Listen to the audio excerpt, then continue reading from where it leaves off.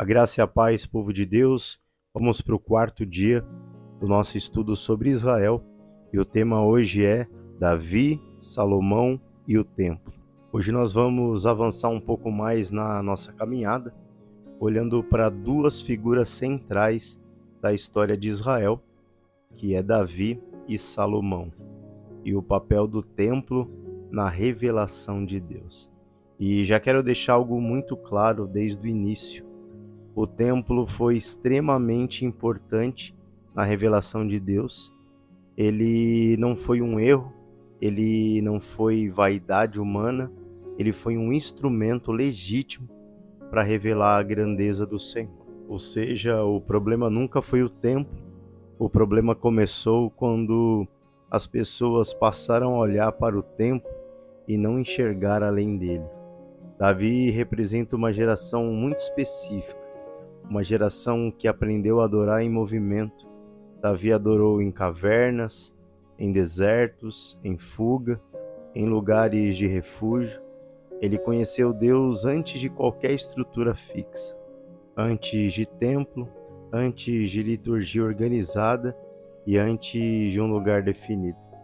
Por isso, quando Davi deseja construir uma casa para Deus, Deus responde algo profundo. Ele não rejeita Davi, mas reorienta o seu entendimento.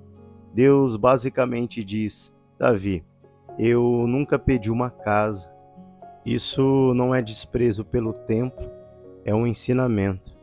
Davi representa uma fé formada na dependência e não na estabilidade.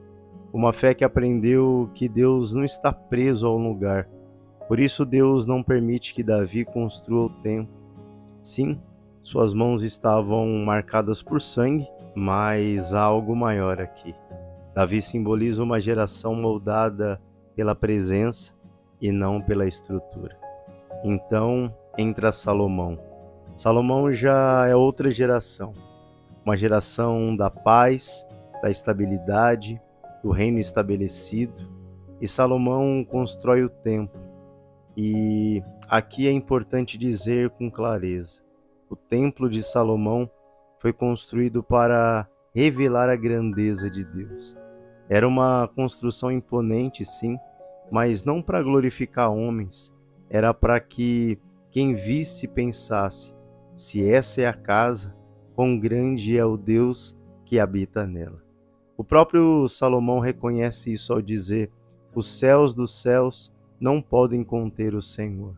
Ou seja, nem o próprio Salomão achava que Deus cabia naquele prédio. O templo era um sinal visível de uma realidade invisível. E o problema começou quando as pessoas pararam no sinal. Elas passaram a confiar no prédio e a repetir: templo do Senhor, como se estar perto do templo fosse automaticamente estar perto de Deus. E aqui acontece algo muito sério. O símbolo começa a ser confundido com o próprio Deus. O templo continuava lá, os sacrifícios continuavam, as festas continuavam, mas o coração estava longe. O prédio apontava para Deus, mas muitos começaram a adorar o prédio, achando que estavam adorando o Senhor. E isso ensina algo muito atual. Deus continua usando templos, igrejas, prédios, espaços continuam sendo importantes. Eles ajudam, organizam, ensinam, apontam. O perigo não é frequentar um lugar, o perigo é não enxergar além dele. Quando o sinal vira destino, a fé estaciona. Davi produziu intimidade sem templo. Salomão construiu um templo para revelar Deus. E ambos fazem parte da revelação. Mas a presença nunca esteve presa à estrutura. E isso prepara o nosso coração para o que vem a seguir. Porque Deus não desistiu de habitar com o homem. Ele apenas mudou o endereço. Eu te espero no nosso próximo estudo, que é amanhã.